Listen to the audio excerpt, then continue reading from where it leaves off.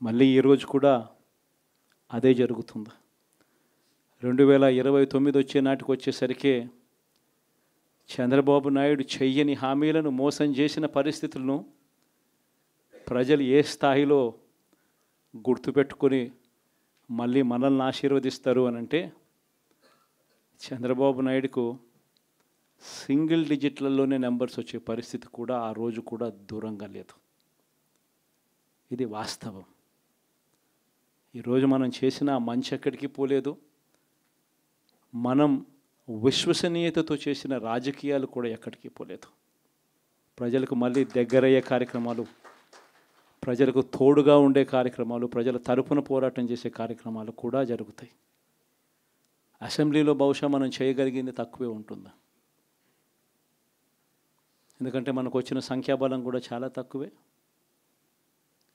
పైగా కౌరవ సామ్రాజ్యం లేకపోతా ఉన్నాం.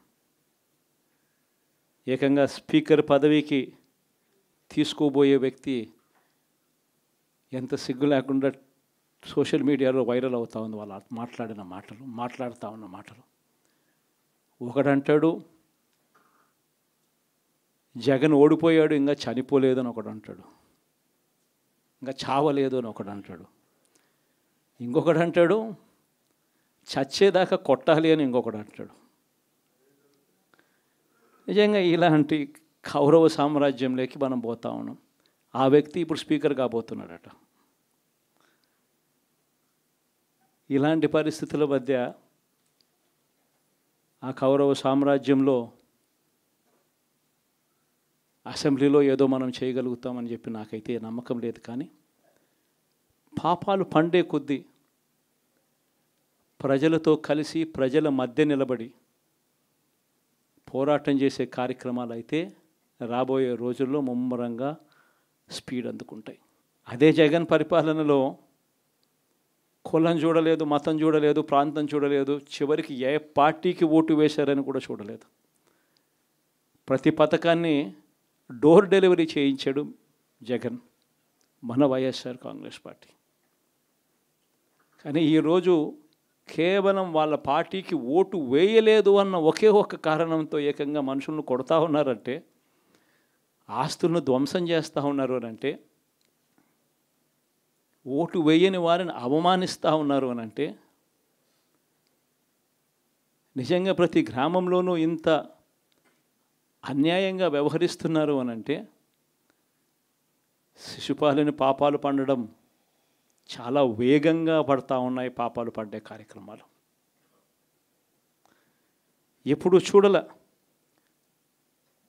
మన పరిపాలనలో, మీ జగన్ పరిపాలనలో ఏకంగా మేనిఫెస్టో అన్నది ప్రతి గవర్నమెంట్ అధికారి ఆఫీస్లో కనిపించేది. కలెక్టర్ల కార్యాలయాల్లో మొదలు పెడితే సెక్రటరీల కార్యాలయాల దగ్గర నుంచి, హెచ్ఓడి కార్యాలయాల దగ్గర నుంచి ముఖ్యమంత్రి కార్యాలయాల్లో మన మేనిఫెస్టో కనిపిస్తూ ఉంటే, కనిపించే పాలన మనదైతే, ఇప్పుడు హోర్డింగులు పెడుతున్న రెడ్ బుక్ అని హోర్డింగులు పెట్టి, ఆ రెడ్ బుక్లో కక్ష సాధింప చేయబోయే అధికారులు ఎవరు, ఎవరిని కొట్టాలి, ఎవరిని నాశనం చేయాలి అని చెప్పి ఏకంగా పేర్లు రాసి రెడ్ బుక్ అని చెప్పి దాన్ని ప్రకటించి ఏకంగా హోర్డింగులు పెట్టి, ఆ రెడ్ బుక్ అనేది ఏదో ఘనకార్యం చేస్తూ ఉన్నట్టుగా ఆ రెడ్ బుక్స్లో ఉన్న పేర్లన్నింటినీ కూడా మేము వాళ్ళని కొడతాము, వాళ్ళని చంపుతాము, వాళ్ళ మీద అఘాయిత్యాలు చేస్తాము, అన్యాయాలు చేస్తాము అని చెప్పి ఏకంగా నిస్సిగ్గుగా దౌర్జన్యం చేస్తూ ఉన్న పరిస్థితులు కనిపిస్తూ ఉన్నాయి. శిశుపాలని పాపాలు వేగంగా పడుతూ ఉన్నాయి. మొట్టమొదటిసారిగా కేంద్రంలో కేవలం 272 స్థానాలకు 273 స్థానాలకు గాను మెజారిటీ రావాలనంటే 240 స్థానాలకి వచ్చి ఆగిపోయింది బీజేపీ. 240 స్థానాలకి ఆగిపోయిన పరిస్థితులు మొట్టమొదటిసారిగా కేంద్రంలో ఉన్న పార్టీకి పూర్తి మెజారిటీ లేదు. 240 స్థానాలకి ఆగిపోయిన పరిస్థితులు. మరోపక్క చంద్రబాబు నాయుడు గారికి 16 స్థానాలు అంటాడు. ఎన్డీఏలో తానే చక్రం తిప్పుతా అన్నట్టుగా మోడీ పక్కనే కూర్చొని కనిపిస్తాడు. మరి ఇలాంటి పరిస్థితుల్లో కూడా రాష్ట్రానికి రావాల్సిన ప్రత్యేక హోదా అడక్కపోవడం, మరి ఇలాంటి పరిస్థితుల్లో కూడా రాష్ట్రానికి రావాల్సిన ప్రత్యేక హోదా అడక్కపోవడం, అడిగి సాధించుకోకపోవడం, శిశుపాలుని తప్పుల్లో, వరుస తప్పుల్లో, పాపాల్లో ఇవన్నీ కూడా భాగాలే. ఇటువంటి పరిస్థితుల్లో కూడా రాష్ట్రానికి రావాల్సినవి కావాల్సినవి అడగలేని పాలన, అడగలేని మనిషి రాష్ట్రానికి ఏం సమాధానం చెప్తాడు, రాష్ట్ర పిల్లలకి ఏం సమాధానం చెప్తాడు, రాష్ట్రంలో ఉన్న యువకులకు పిల్లలకు ఏం సమాధానం చెప్తారు? శిశుపాలుని పాపాల్లో ఇవన్నీ కూడా ఇప్పటికే వేగంగా కూడా అందుకుంటా ఉన్నాయి. అదే జగన్ ఉండింటే, అదే వైఎస్ఆర్ కాంగ్రెస్ పార్టీ పాలన ఉండింటే ఈ పాటికే విద్యా దీవెన బటన్ అయిపోయి ఉండేది. జనవరి, ఫిబ్రవరి, మార్చికి సంబంధించిన క్వార్టర్కి సంబంధించిన Vidya Deevena fee reimbursement pending. అదే జగన్ ఉండింటే ఏప్రిల్లో ఇవ్వాల్సిన Vasathi Deevena first instalment pending. ఇప్పటికే రైతు భరోసా పెండింగ్, అమ్మఒడి పెండింగ్, చివరికి చిన్న అమౌంట్ అయిన మత్స్యకార భరోసా కూడా పెండింగ్. అదే జగన్ ఉండింటే ఈ పాటికి ఇన్ని బటన్లన్నీ ఈ పాటికి అయిపోయి ఉండేటివి. ఒక్క జగన్ తప్పుకోవడంతో, ఒక వైఎస్ఆర్సీపీ పాలన పోవడంతో ఈరోజు అమ్మఒడి బటనింగా రాలా, రైతు భరోసా బటనింగా రాలా, విద్యా దీవెన పెండింగ్, వసతి దీవెన పెండింగ్. ఇప్పటికే ఇక ఇదే అంటుకుంటూ పోతుంది. డిసెంబర్, జనవరి వచ్చే నాటికి ఏమయ్యా ఇవన్నీ మాకు చెప్పావు, 4,12,00,000 మంది ఓటర్ల లిస్టు, ఇందులో సగం మంది ఆడవాళ్ళే, అందరూ 18 సంవత్సరాల పైవారే ఓటర్ లిస్టులో ఉన్నారు అని అంటే, మరి వీరందరికీ 1,500 ప్రతి నెల ఇస్తానన్నాడు. సంవత్సరానికి 18,000.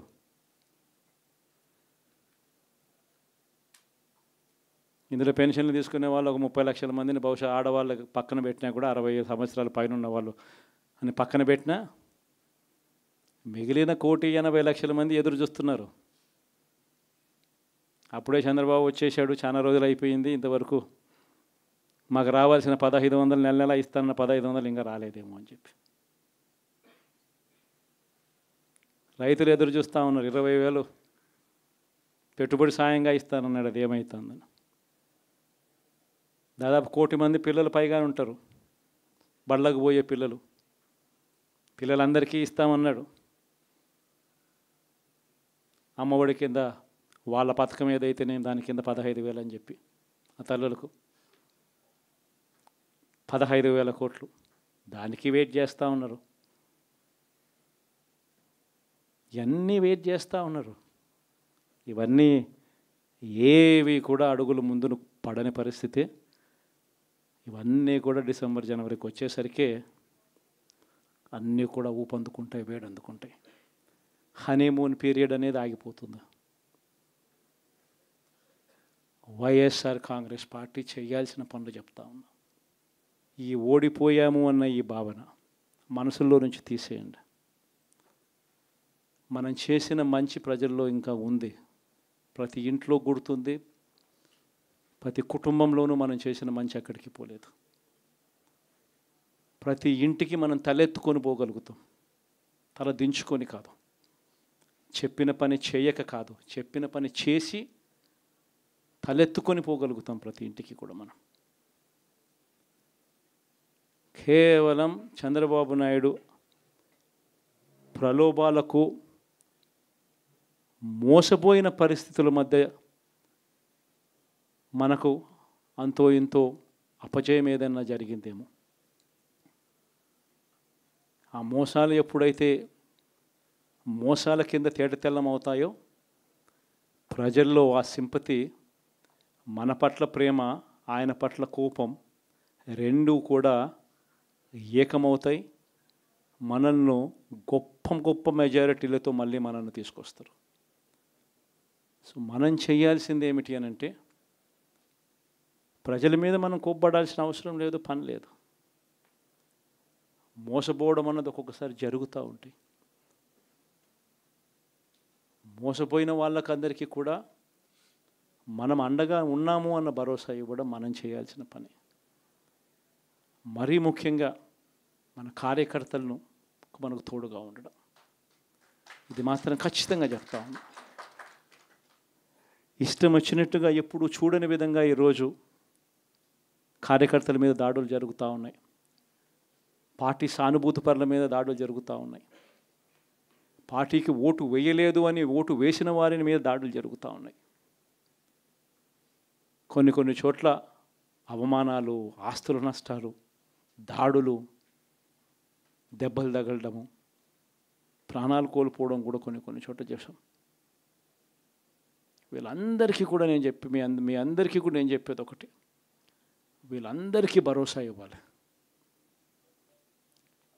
ఎక్కడ మీ నియోజకవర్గంలో ఎక్కడ ఏమి జరిగినా కూడా పోండి, మీ తరపు నుంచి సహాయం చేసే కార్యక్రమం చేయండి. పార్టీ తరపు నుంచి కూడా సహాయం అందిస్తుంది, అది కూడా తీసుకొని పోయి కూడా ఇవ్వండి. ప్రతి కార్యకర్తకు తోడుగా ఉందాం, ప్రతి కార్యకర్తకు భరోసా ఇద్దాం, చాలా అవసరం కూడా. మన కోసం కష్టాల్లోనూ నష్టాల్లోనూ మన కోసం నిలబడ్డారు, జెండాలు మోసి నష్టపోయారు, ఓట్లు వేసి దెబ్బలు తిన్నారు, మనకు ఓట్లు వేసి దెబ్బలు తిన్నారు. వాళ్ళందరికీ కూడా తోడుగా ఉండాల్సిన అవసరం ఉంది. ఇదొక్కటే కాకుండా మన ఎంపీటీసీలు, మన జెడ్పీటీసీలు, మన కౌన్సిలర్లు, కార్పొరేటర్లు, వీళ్ళందరికీ కూడా భరోసానే ఇవ్వాలి. మాట్లాడండి. మన పార్టీ మీద అభిమానం చూపించే ఏ వ్యక్తి అయినా మన కార్యకర్తే. ఇలాంటి వాళ్ళందరికీ కూడా తోడుగా ఉండే కార్యక్రమాలు ఖచ్చితంగా జరగాలి. ఇవన్నీ కూడా ఖచ్చితంగా చేయమని మిమ్మల్ని అందరినీ కూడా కోరుతా ఉన్నా. సీరియస్గా నేను చెప్పిన ఈ విషయాలన్నీ కూడా పరిగణలోకి తీసుకోమని కోరుతా ఉన్నా. అండ్ ఇంతవరకు సినిమా జరిగింది ఓన్లీ ఇంటర్వెల్లే.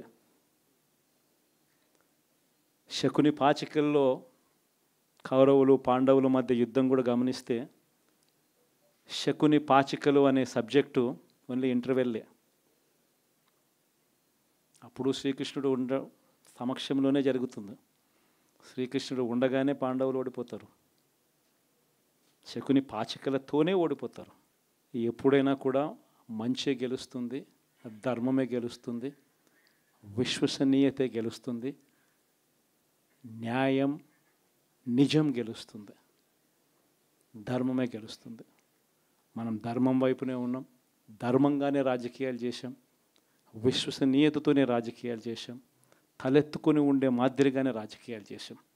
తల దించుకొని పోయే రాజకీయాలు ఎప్పుడూ చేయలేదు. ఒక అర్జునుడు మాదిరి గెలిచి వస్తాడు, ప్రజలు ఆశీర్వదిస్తాడు.